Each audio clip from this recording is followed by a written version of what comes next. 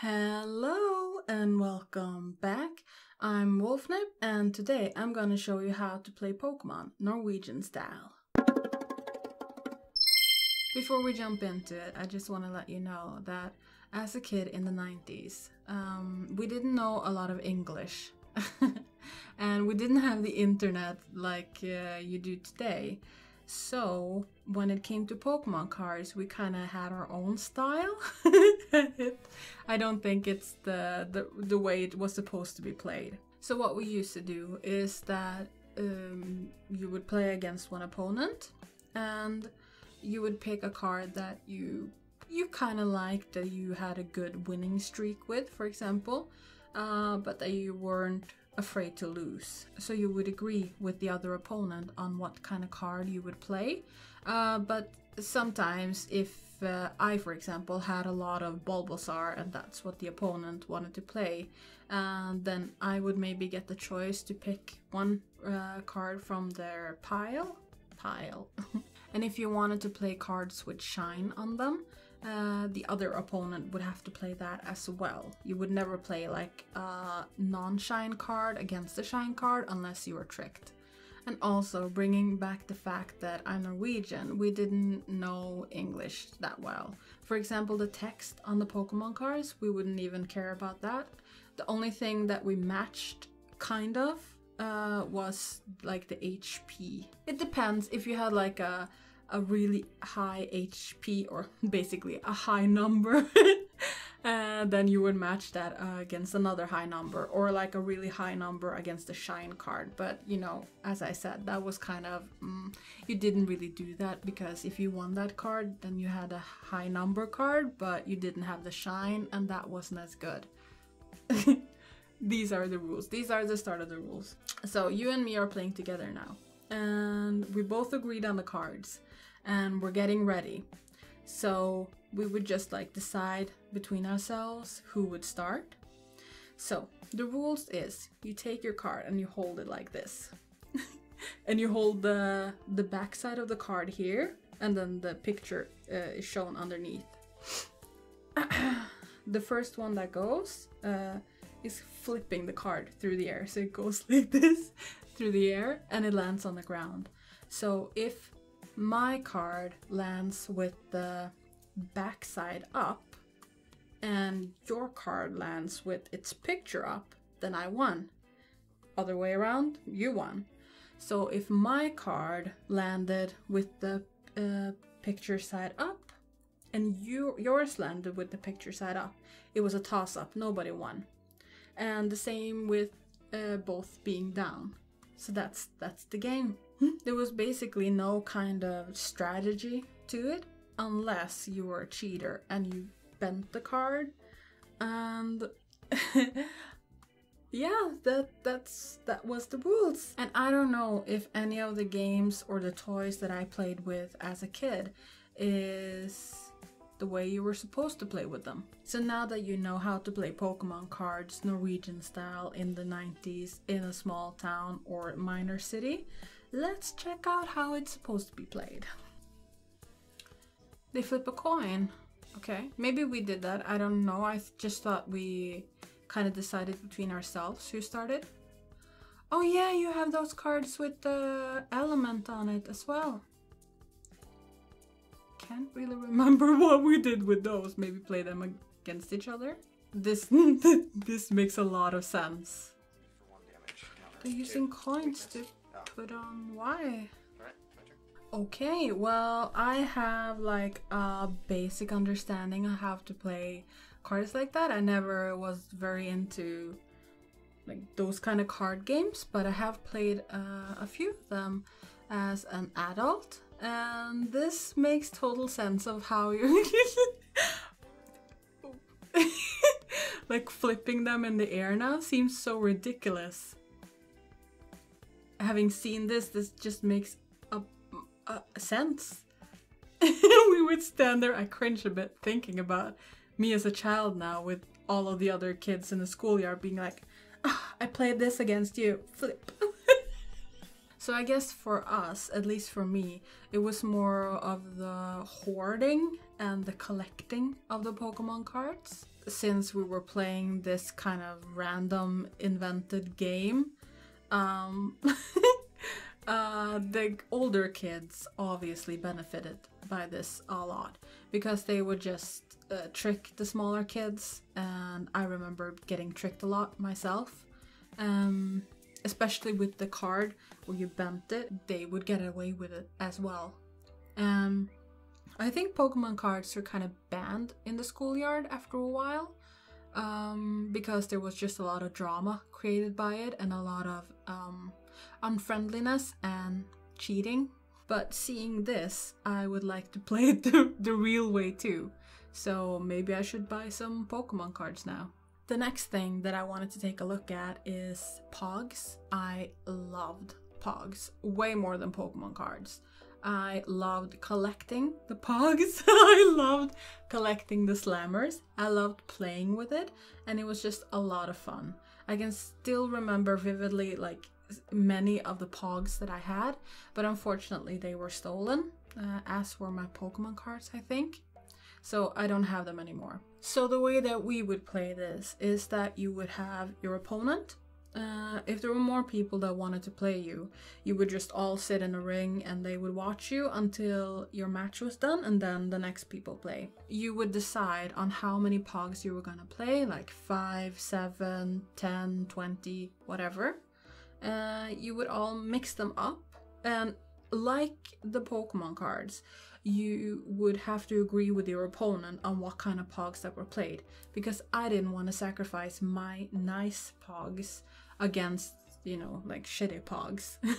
So you would have to come to some kind of agreement on what you were willing to sacrifice and what the opponent was willing to sacrifice. So what we would do is then take all our Pogs and put them into a tower, stack them up. And when you were ready, you would hit your slammer on the Pogs, and the Pogs that turned picture side up, you would win. You would take them, and then you would stack them up again, and then your opponent would do the same thing. And when I remember it now, it's kind of like a danger sport, because you would usually be on your knees and like have your hands there watching your opponent, and we would have these really big thick metal slammers, like they were this thick, and you would take speed, I don't know how to say it, but you would kind of like get some momentum into your slam, and you would just like hit it. And I remember there being this thing that there was like a rule that you're supposed to have it. You're not supposed to drop the slammer after you have hit the Pogs. But that was kind of a rule that was very flimsy. You would have to state that rule before the game.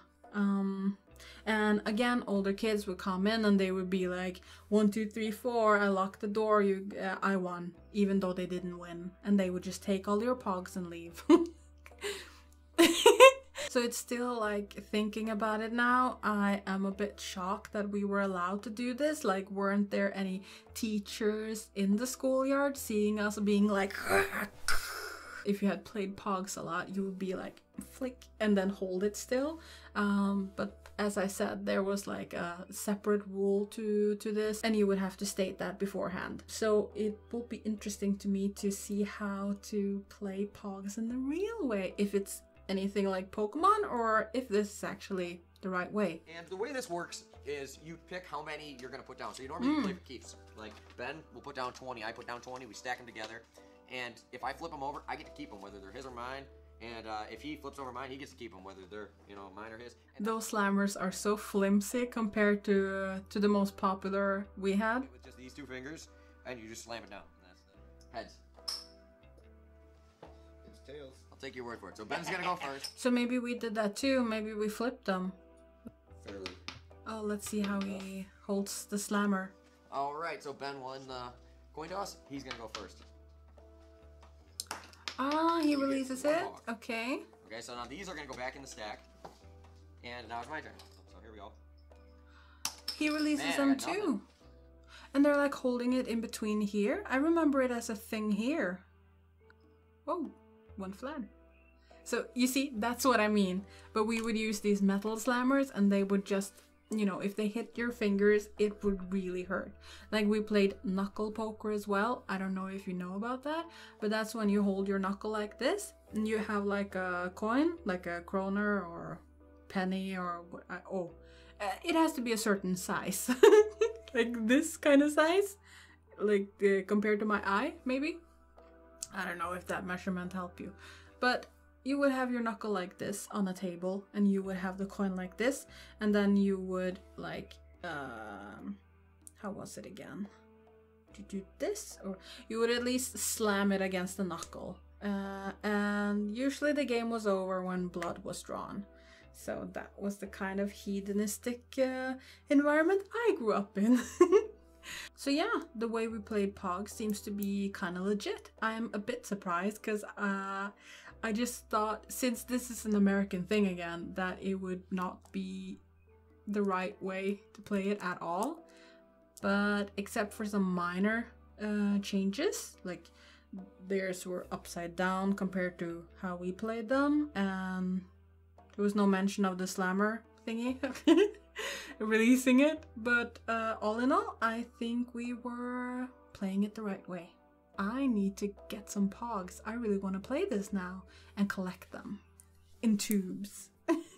So after Pogs came Gogo's Crazy Bones. This wasn't a huge fad at my school, at least not for me, but I do remember having some and playing a little bit with it, but I don't think I got good at all. And also I had to collect, you know, Pokemon cards, Pogs, Spice Girls, all the toys. Like there was a lot to hoard and collect in the 90s. So I didn't really have time in my busy schedule to collect these things too, but I thought I would take a look at it because I do remember some of the rules. Like you would have these plastic toys and you would just throw them at like the pavement, and depending if they stood up or something, that would be a win. I can't really remember all of the rules. So again, this would be more like a trading game at my school, where you would kind of bet Gogo. I don't even remember if they were called that, but yeah, you would bet one against another player, and then you would kind of win them if they stood up. I can't really remember, but let's check it out anyways. Now the objective of this game is to try to toss crazy boats in a way so that when they land, you earn points based on how they land. That's considered an ace. Okay, that's the best shot you could have, and that shot's gonna earn you 5 points. All right, then that shot's gonna earn you 2 points. All right, so that's called onside. That's a 2-point shot. Okay, so I'll give it a toss. Okay, so these rules are really simple, so I imagine that we kind of got these right. But again, I just remember them as like a trading game. Maybe we did play it the right way, and maybe we didn't. We will never know unless more 90s kids from my hometown come forward and let their story be told. So the next thing I want to talk about is kind of like a sad story for me. I remember I went to a fair with my mom and some other people, and I got my first Tamagotchi. First and only Tamagotchi. And I don't even know if it was like the real deal or if it was just like a cheap copy of a Tamagotchi. But on the way home, I set it up and it was alive.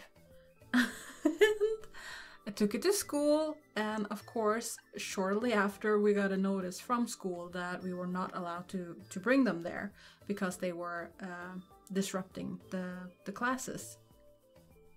So the next day, I wasn't allowed to bring it. I was gonna leave it at home with my mom, and she would take good care of it. And you can probably tell by the way I'm telling the story that I came home and it had died. And I still remember that, so I must have been not traumatized. That is a little bit strong of a word for this, but maybe it wasn't such a good thing for kids to have since we grew so attached to them. And I don't think I played much with it after that. It was kind of over for me. I don't know why. Maybe it broke the spell of childhood. I'm just joking, but Tamagotchis were a huge popular toy in Norway, and everybody had them, like attached to the thingy on the pants, like the belt holder. So I thought it would be fun to actually check out how to raise your Tamagotchi. So let's do that now. That's the same that I had. I remember my Tamagotchi looking like that. Like, I looked at pictures of Tamagotchis online and they all had like the writing Tamagotchi on them. And mine didn't have that. So I thought mine might be fake. But this kind of reminds me of the one that I had. Only mine was yellow. It would have really helped to have this kind of explanation on how to do stuff. So the egg hatches and then it turns into, oh, that's the Tamagotchi. Oh, I think maybe I had both of them. And then it turns into several different kinds. What? Oh yeah, that sound. No wonder that it was thrown out of the classroom. So the first one is the food icon. Mm-hmm. So there is, so this is for when he goes to sleep. So you turn the lights on and off. This is a guessing game. You have to guess whether he's gonna go left or right. And I was okay, wrong. you just guess randomly? So the A button is for left and the B button is for right. I remember doing that. The next icon is the medicine icon, which is the syringe, as you can see there, which indicates also that this freaking is syringe. P1. The next one is the duck, which is just the toilet icon. Then you have your scale here, and this one tells you your Tamagotchi's age and weight, discipline, hungry and happy. Last one is the discipline icon. Okay, I think it would have been a good thing to actually know this when I got my Tamagotchi. Like the game, you were supposed to play with it. I just remember it as this random thing. You were just like clicking buttons, you were just like figuring it out. And I think my Tamagotchi got a bit spoiled or something. She was talking about the discipline button. And I don't think I like to discipline my Tamagotchi. I like to feed him and play with him. And I probably spoiled it. But yeah, that was a fun revisit. Maybe it was a good thing that it died the way it did. Then at least I was free from it. Wow, that sounds so horrible. Okay, so the last thing that I wanted to talk about today was my Furby. And again, this came without a Norwegian manual. With the Furby, it was just live and learn. I think you got a brush with it, so you could brush its hair, like the little tuft of hair on the top. Or maybe it was like a Barbie horse brush you would use, or My Little Pony brush or something. You could pet it on the back and in the front, I think. And you could force your finger into its mouth and kind of like feed it. Of course it could talk with you. But what I remember the most is like laying in my bed sleeping, and you would just wake up to this horrible sound from the closet. It would just be like the creepiest thing ever. You would just hear the mechanical movements and they're me Furby or something like that. So I thought it would also be fun to check out how you're supposed to raise your Furby into a decent Furby being. And I just want to add as well that I have it in my mind that you are supposed to teach your Furby from like being a baby to being an adult, and it was supposed to learn your language, like a fully developed language. And I could never get it to do that. So let's learn how to teach the Furby Norwegian. Can't really find any videos on how to raise your Furby, but I found this one, Furby Trainer's Guide and Secret Tricks. So let's see if we can learn something new about the Furby we don't have anymore. Then we got the dictionary, obviously. Okay, the dictionary would be a really good thing to have had.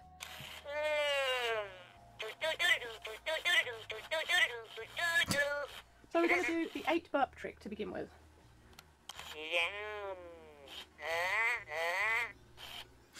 I totally remember this. But you're supposed to put your finger in its mouth? I thought it came with a bottle or something.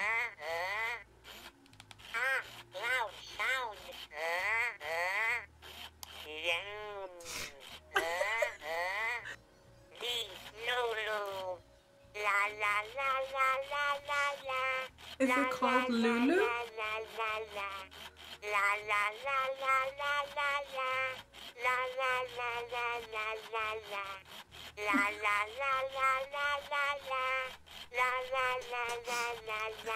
So creepy. And that's the Easter egg. The fact that it's like singing a little bit off key.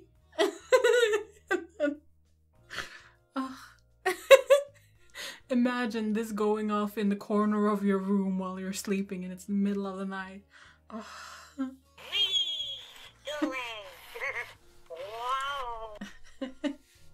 They are a bit cute, but they're also freaking creepy as hell. I think if I took more time out to check up on how to raise a Furby the right way, like with Tamagotchi, I could have probably done a better job. I also think getting instructions in Norwegian with toys that we got in the 90s would have been a huge help, because obviously all of this has just been like a guesswork, or you would learn from other kids, or you just would have a norm at the school you went to on how to play with the toys and what kind of rules there were and so on.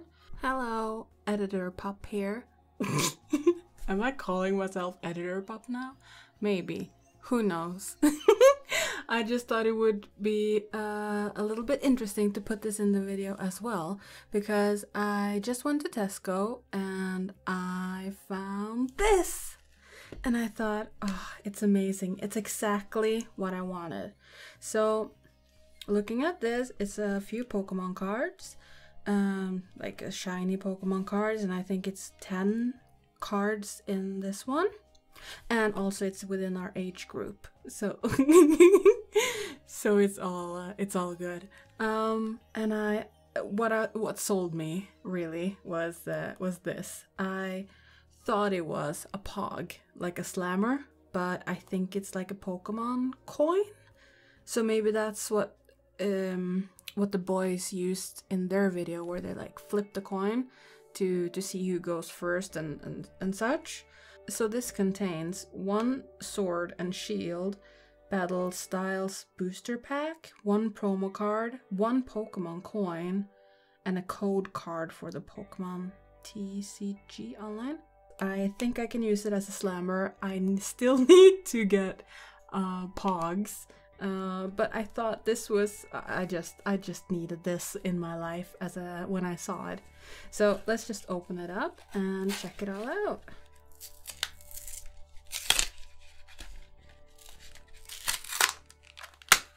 Okay, so we got the actual cards.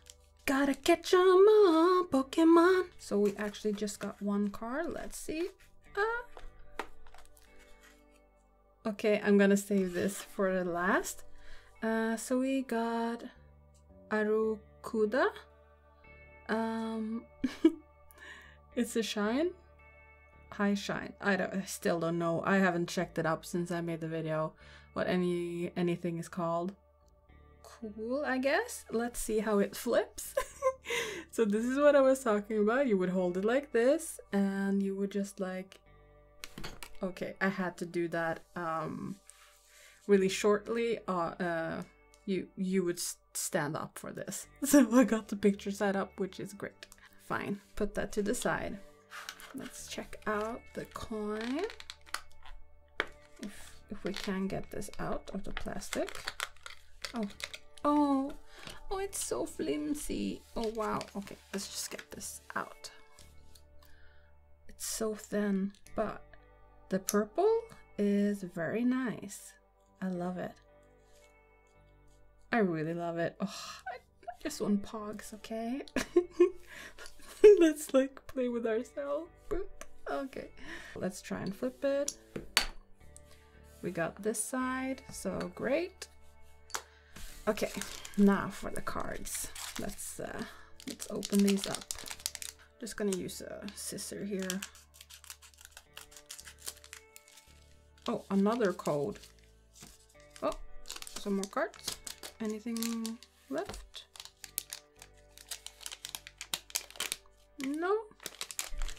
So let's see what we actually got. So the back side of them look almost the same as I remember. I do think like the blue on the borders were a bit darker, and I think it was also probably lower quality, like it wasn't so full res. Let's see, we got a Gurdur. I've never even seen this one. Okay, so it evolves from Timber. Energy Recycler. Okay. Shuffle up to 5 basic energy cards from your discard pile into your deck. Okay, cool. Still don't know how to play this, but if I get more Pokemon cards, then I will try. Grumpig. This comes from Spoink. Okay, never heard of that either. Okay, and we got an energy card. These I do remember, especially like the green ones and the purple ones. Ooh! Okay, we got whatever this is. This is not even shiny, it's something else. Okay, so this is Tapu Koko. It's a basic. Okay, but it's got 210. Wow. So if this was like the Norwegian style, you could play this for many of these. Because of the shine and because of the the number. So this is like a special attack Pokemon. Like, I don't understand why wouldn't you just fill your deck with these kind of cards if you could. Ooh, this is also shiny. This is Baltoy. Self-destruct. This Pokemon also does 60 damage to itself.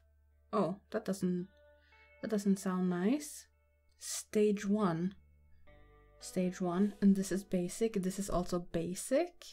Okay. Got another basic. This is Lickitung. Okay, cool. I know nothing of what this means. Like this, it's got weakness ×2. Got like stars here, stars there. I don't know. You got these kind of symbols. Wow. There's a lot to Pokemon cards, really. Much more than I would, think about when I was a child. And if this was in Norwegian as well, it would have been a lot easier, but yeah, whatever. Okay, so we got the Houndour. Single strike, whatever that means. It's basic. Okay, cool. Let's hope for some more shinies. Silly Cobra. It's also basic. Nice. 2 cards left. Okay. We got the Blip Bug. Okay, basic. It's found in gardens. Oh, okay, so it's got information here as well on what its height and weight and what kind of type of Pokemon it is. I think you can tell by this symbol what kind of type it is, but maybe larva Pokemon means something too, except for like it's gonna turn into a butterfly or something. Okay, so last card is Esper. Oh, this is cute. It's also basic. I would have liked like one rare, but I guess it's kind of wasted on me since I don't have enough to play with. Okay, so this is 2, 4, 6, 8, 10, 12. You got 12 cards here, which means that you need to buy 5 5 more packs of cards to be able to play. So 10 packs you would be able to play if you had to hold all the cards, from what it says on the back side of this at least. And I'm guessing you would want more of these. These, maybe they're boosters, I don't know. Let me know if you do. I'll have to read up on the cards, obviously. So the ones that I'm most happy with are of course the shinies. Still, who doesn't like these, huh? I'm guessing these are like different styles of shiny cards as well. Because I think the ones that we had were just one with shine on the actual picture. Or maybe it was like the whole entire card, but not like this. I've never seen this before. So yeah, that's really cool. I had so much fun checking out all these games, and that in some cases I actually knew how to play with it the right way, the way that it was supposed to be played with. In other ways, not so much. Like standing there like, Pokemon, I choose you. So thank you so much for watching. If you have anything on your mind, please leave it down in the comments. If you'd like to support me, then please consider to like, share, and subscribe. And yeah, that's it. Okay? Bye!